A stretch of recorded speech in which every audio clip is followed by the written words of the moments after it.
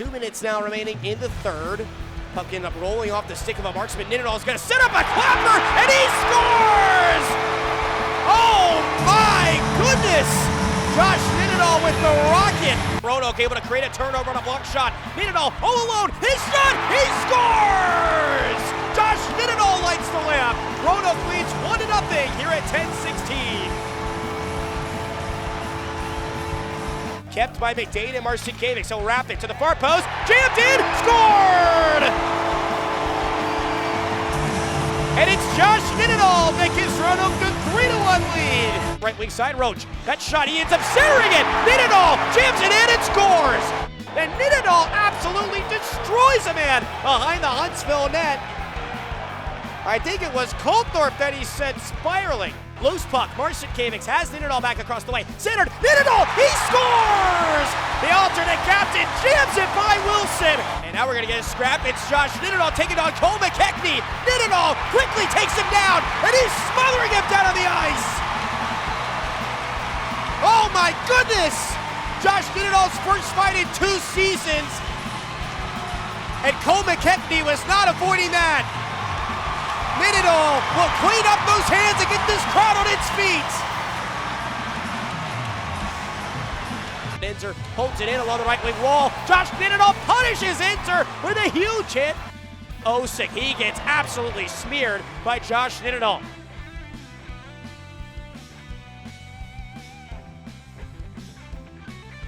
We're here with number 26, Rail Yard Dawgs forward Josh Nenadal. Josh, you guys kind of knew that you were going to have your target on your back all season long when you came in as the defending champs, but you guys still have a record-setting regular season. You finish in 3rd place. You get a team best 33 wins, 74 points on the regular season as well. You've now been here for 4 straight trips to the semifinals with these guys, and you guys came very close to a 3rd straight trip to the President's Cup final. Now that you've had some time to kind of decompress and take some time from the end of the season, what are your overall takeaways on this season that was for you guys? Yeah, I think initially at the end of that last game, we thought it was a disappointment for the way it ended. And then you kind of just sit back and take a breath the next morning, and you just realize how special this group was all the way through.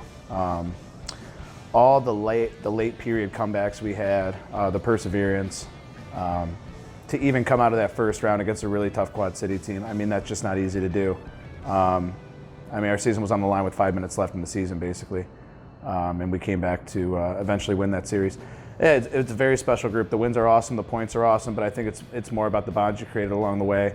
Some of these guys, like I said last year, I still talk to the guys from last year. These guys I will talk to for a very long time. They've become brothers. And that just gets bonded through all the stress, the pressures of the season. You get closer as a group. And I think that's what this group did this year, was we became a very tight unit. It's something I'm very proud to be a part of. When you first came to Roanoke, coming fresh out of college, spring of 2019, and you kind of compare that to now, whether it's in the room, on the ice, off the ice, what are some of the changes that kind of stick out to you about being a Dog? Yeah, I think we were just talking off camera. I think I go back to my first locker room cleanout meeting, or interview, I should say, and I was like, what are you doing this summer? I was like, I'm golfing, and then I'm just waiting for the next year. Just waiting for the next season. Now you get to this age and you don't know if there is a next season, right? So you really look back and you appreciate all the things that you've done along the way. One of my main goals here was to create a legacy, to create a culture, and I think I did a pretty good job of that. I think the group that I had with me, we all did a very good job of that. And yeah, it's weird. You go from being a 25-year-old just going day by day to now you're looking back and you remember all the faces along the way, all the relationships you created. It just makes you very, very grateful and very fortunate. For you individually as a player this year, you had another really strong season for the Rail Yard Dawgs. Point guy. You lead the team in plus minus on the season at plus 25 and had the second best total in Dogs history in that category. Your intensity night in and night out just feels like it is contagious for the other guys. You're always setting the tone with your physicality and hustle. Looking back on this campaign for you, what do you think has kind of contributed to that trademark work ethic that has kind of become something of legend here for Roanoke? Those are good words right there that you used. I appreciate that. You know, it's just, I always relate it to, I'm not as skilled as everybody else, so I got to work my ass off in order to get the things that I need to do in order to make the team successful. The But no, it's the teammates around me. It's weird looking back at this year. I thought I didn't have as strong as a year as I had the previous year, but my numbers would tell you otherwise. But like I said, that just goes back to the group. The group always propels you. This was an easy team to get up for with the contagious energy we had all the way through the room. I just try to do what I can out there, and these guys held me up along the way when I wasn't there. But yeah, no, I give it all up to my teammates. I mean, I would have 0 points if it was just me out there. So, You've been one of the team's leaders now for several years, and you play with a lot of emotions, and no one ever doubts your desire to help this team win, help this team succeed. How do you approach your role in being a leader for this group, and what has it been like for you to continue to kind of steer this ship with Mac, with CJ, with Maddie, and with Austin? I think the big word that comes to mind when you mention those names along with myself is selflessness, and that's something that we always talk about. It's not about you. It's not about your points. It's not about your goals. It's obviously we all want to get to the next level, but you're not going to get there if you're only worried about yourself. And I think that's the beautiful thing about this locker room of what we created is it's so much more, as cliche as it is, it's so much more about the crest on the chest than it is about the name on the back. Because ultimately that's what gives you the opportunity. This organization gives you everything you need. And so if you treat that with respect, you treat it as a team atmosphere, not an individual atmosphere. I think you get a lot more rewards, and it's way more gratifying when you operate that way. So talking about the leadership group, we care so much about this city, and I think that's just transpired into how we lead, into how we carry ourselves, into how this team eventually finds success. You all had a really great season overall, even though I know that you guys came up a little bit short of your goal to run it back. But I think it kind of goes to show it's not easy to do anywhere, any league, to repeat, much less make it to a third straight final. How do you think that this team can use the experience of this regular season and playoff run to come back stronger again next season in the fall? Yeah, I think you saw it after that year we lost in the finals. You gain motivation, I think, for all the guys coming back next year. Use it as fuel because you've tasted a little bit of it, right? And so that gives you kind of that hunger for it.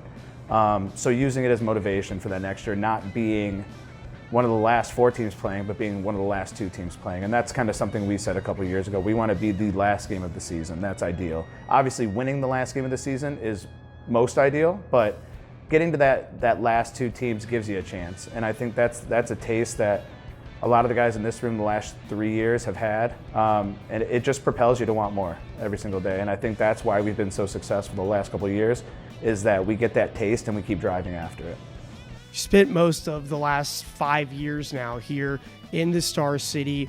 What does it mean to you to be a Dawg, to go through that growth as not only a player and a person here in Roanoke, and what does it mean also to just be such a beloved part of this community? Yeah, it's a privilege and it's a blessing. Like I always tell people, I came here as a dumb college kid, not knowing what I was getting into, and now I'm leaving here with a second home in Roanoke. It's a very special place. The people are amazing. Watching the crowds grow throughout my years has been, you kind of just sit back and you look at the arena compared to what it was, and to see how many people are actually in the building. It's a little tip of the cap, I guess, to the guys in this room and to myself, to just consistently bring it to the point where people want to come see us. Yeah, no, this place will always have a very special place in my heart. The people, like I said, are amazing here. The weather, you can't beat it. But no, this is, I'll never forget this place for sure. Now that the season has come to a close, you talked about the weather. What's coming up next this summer for Josh Nenadal? Maybe some time on the golf course? Yeah, we got some rounds. I think I've already gotten about 8 or 9 in. But yeah, that's just one way to stay competitive. Me and my fiance are going to move back to Cleveland. We're going to have some family time, much needed. I'll be around for the birth of my best friend's first baby, which is very exciting. I'm just trying to mold right back into normal life and see how the summer goes. Always like to leave it just to you here at the end. Is there anything that you'd like to say that I didn't get to for any of the fans, friends, family, anybody that may come across this video today? Yeah, just thank you everybody for the constant support throughout the years. It means so much more than you'll ever know. It's something I'll never ever be able to repay, but yeah, thank you guys. I love you. Well, Josh, thank you so much for your time, buddy. Best of luck to you. Thank you, Mitch.